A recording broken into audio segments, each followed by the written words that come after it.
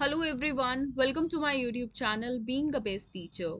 आज हम डिस्कस करेंगे contemporary India and education, that is paper 2 first year के कुछ important questions from exam point of view.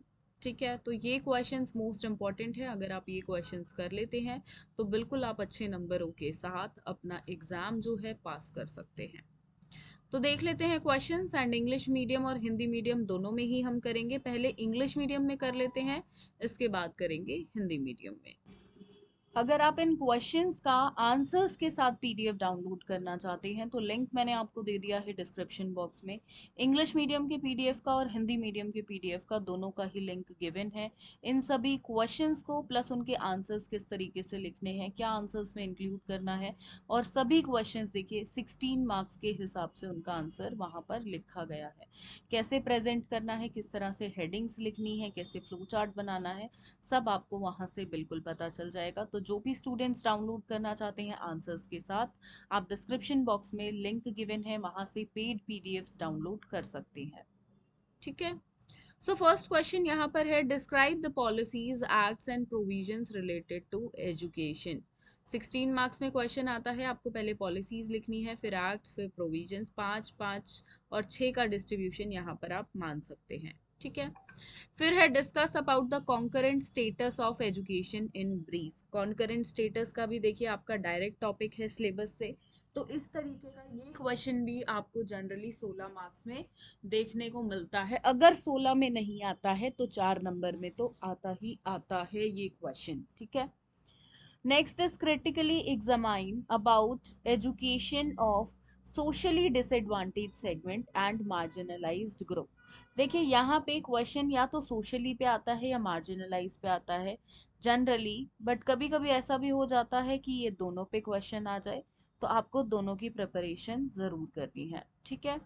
Then next question है, discuss main features of NPE 1986। ठीक है, इसके बाद अगला क्वेश्चन देखिए, नेशनल पॉलिसी ऑफ एजुकेशन 1992 है, नेशनल करिकुलम फ्रेमवर्क 2005 है। देखिए यहाँ पे ये तीन क्वेश्चन मोस्ट इंपॉर्टेंट है, मोस्ट इंपॉर्टेंट। इन तीन में से आपको दो पे तो क्वेश्चन देखने को मिल ही जाएगा। ठीक है। नेशनल एजुकेशन पॉलिसी की मैं बात करूं तो यहाँ पे एक क्वेश्चन वहां से देखने को मिल जाता है। तो देखिए ये कुछ ऐसे क्वेश्चंस हैं जो आप छोड़ नहीं सकते हैं। ठीक है।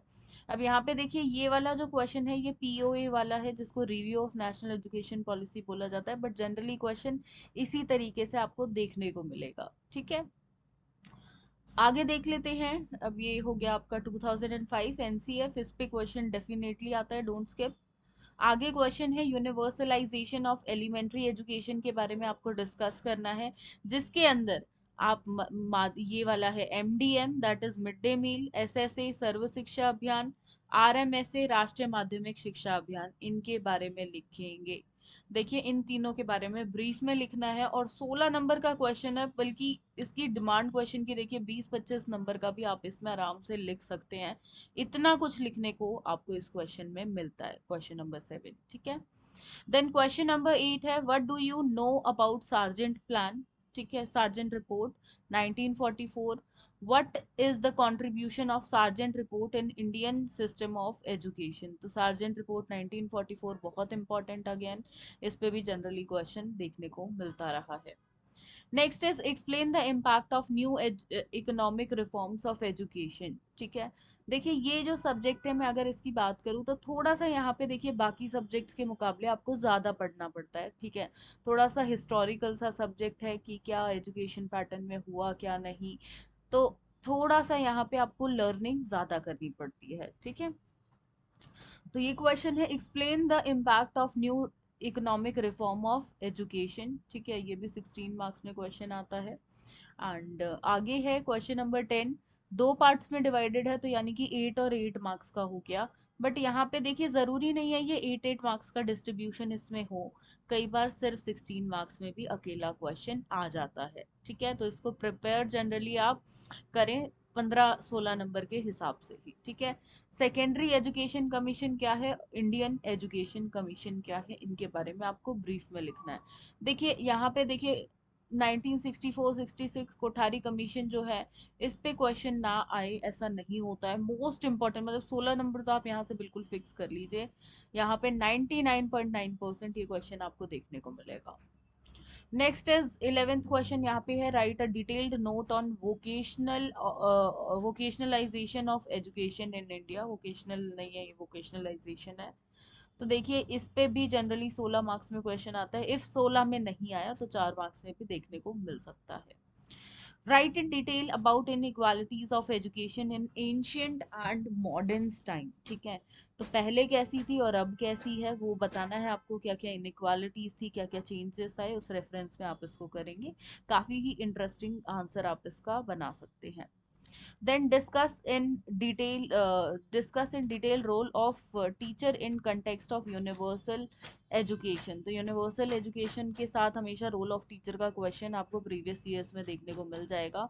और काफी बार देखिए, अगर मैं बात करूं पिछले 5 साल की, तो वहां पे कम से कम ये 3 बार क्वेश्चन तो जरूर आया है। एंड वहां पे हम ये बिल्कुल देख सकते हैं कि इस क्वेश्चन की ना लैंग्वेज चेंज हुई है ना कुछ, इसी तरीके का एग्जैक्ट क्वेश्चन आपको देखने को मिलता रहा है। नेक्स्ट है question number 14, what do you understand by LPG, right about it's issues in detail. तो एलपीजी का मतलब यहाँ पे साइंटिफिक एलपीजी से नहीं है, यहाँ पे मतलब है लिबरलाइजेशन, प्राइवेटाइजेशन और ग्लोबलाइजेशन से। तो इनके बारे में आपको लिखना है। देखिए साथ में यहाँ पे लास्ट 5 इयर्स की जो हमारी बुक है वो ये सभी क्वेश्चंस कवर करती है। तो जिन भी स्टूडेंट्स ने लास्ट 5 इयर्स की आप यूनिवर्सिटी की बुक नहीं ली है तो आप वो ले सकते हो। उसके लिए कांटेक्ट करें, डिस्क्रिप्शन में लिंक गिवन है सेल्स एग्जीक्यूटिव का। तो अब ये क्वेश्चंस देख लेते हैं हिंदी में। इंग्लिश में हमने सभी क्वेश्चंस देख लिए हैं 14। हिंदी में कुछ इस प्रकार से क्वेश्चंस हैं। एंड देखिए इंग्लिश और हिंदी मीडियम में आपको दोनों में ही आंसर्स के साथ ये पीडीएफ मिल जाएगा। डिस्क्रिप्शन बॉक्स में लिंक गिवन है, आप सॉल्यूशंस के साथ इन क्वेश्चंस को डाउनलोड कर सकते हैं कि किस तरीके से आंसर लिखना है, क्या आंसर में इंक्लूड करना है, क्या क्या फ्लो चार्ट बनाना कहाँ पर है, कैसे पॉइंट्स में लिखना है। तो उसके लिए आप पीडीएफ डाउनलोड कर सकते हैं, जो डिस्क्रिप्शन बॉक्स में मैंने आपको लिंक दे दिया है पीडीएफ का। ठीक है, तो पहला क्वेश्चन यहाँ पर है, शिक्षा से संबंधित नीतियों, अधिनियमों और प्रावधानों का वर्णन आपको करना है। दूसरा है, शिक्षा का समवर्ती स्थिति के बारे में आपको संक्षेप में चर्चा करनी है, यानी कॉन्करेंट स्टेटस कैसा है। तीसरा है, सामाजिक रूप से वंचित वर्गों और हाशिए पर रहने वाले समूह की शिक्षा का समालोचनात्मक परीक्षण कीजिए।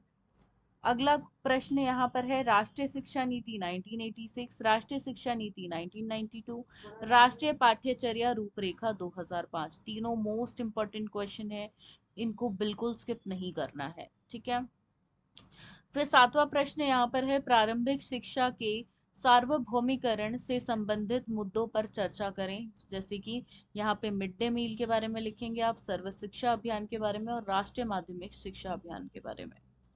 फिर है यहाँ पे सार्जेंट रिपोर्ट 1944 के बारे में लिखना है, आप क्या जानते हैं उससे, और भारतीय शिक्षा प्रणाली में सार्जेंट रिपोर्ट का क्या योगदान है, साथ में ये आपको बताना है। इसके बाद प्रश्न 9 है, शिक्षा के नए आर्थिक सुधारों के प्रभाव की व्याख्या करनी है। ठीक है, इकोनॉमिक रिफॉर्म्स आप बताएंगे।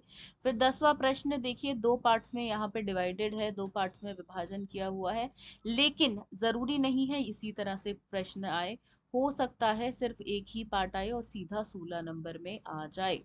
तो अपनी प्रिपरेशन जो करें वो 16 नंबर के हिसाब के आंसर के लिए करें। पहला पार्ट यहाँ पर है, माध्यमिक शिक्षा आयोग क्या होता है। दूसरा है, भारतीय शिक्षा आयोग क्या है। ठीक है, जिसको कोठारी कमीशन के नाम से भी जाना जाता है। कोठारी कमीशन पे क्वेश्चन ना आए ऐसा हो ही नहीं सकता है। 99.9% आपको इस पे क्वेश्चन देखने को अपने पेपर में जरूर मिलेगा। ठीक है, प्रश्न 11 देख लेते हैं, भारत में व्यावसायिक शिक्षा पर एक विस्तृत टिप्पणी कीजिए।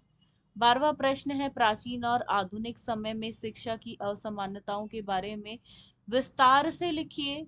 अगला है, सार्वभौमिक शिक्षा के संदर्भ में शिक्षा की भूमिका का विस्तार से चर्चा कीजिए। ठीक है, आखिरी प्रश्न, एलपीजी यानी कि लिबरलाइजेशन, प्राइवेटाइजेशन और ग्लोबलाइजेशन से आप क्या समझते हैं, इस इसके मुद्दों के बारे में विस्तार से लिखें। ठीक है, देखिए यहाँ पे एलपीजी को हिंदी में क्या फुल फॉर्म इसकी होगी, हिंदी में क्या बोलते हैं, वो आप कमेंट बॉक्स में लिखकर जरूर बताएं। ठीक है, लेट्स सी कितने स्टूडेंट्स को पता है, कितनों को नहीं पता है। तो ये थे इंग्लिश और हिंदी मीडियम में मोस्ट इंपॉर्टेंट क्वेश्चंस पेपर 2 से, समकालीन भारत और शिक्षा। 14 प्रश्न यहाँ पे आपको मैंने दिए हैं, और गारंटीड अगर आप ये प्रश्न करते हैं तो आप अच्छे नंबरों के साथ अपना बीएड का एग्जाम दे पाएंगे। तो वीडियो आपको पसंद आई हो तो लाइक और शेयर करें, साथ में पीडीएफ डाउनलोड करें, डिस्क्रिप्शन बॉक्स में लिंक गिवन है उससे। और यहाँ पे कॉलेज ग्रुप्स में शेयर करना बिल्कुल ना भूलें, ताकि उन सभी स्टूडेंट्स की भी आप हेल्प कर सकें जिन तक ये चैनल नहीं पहुंच पाया है।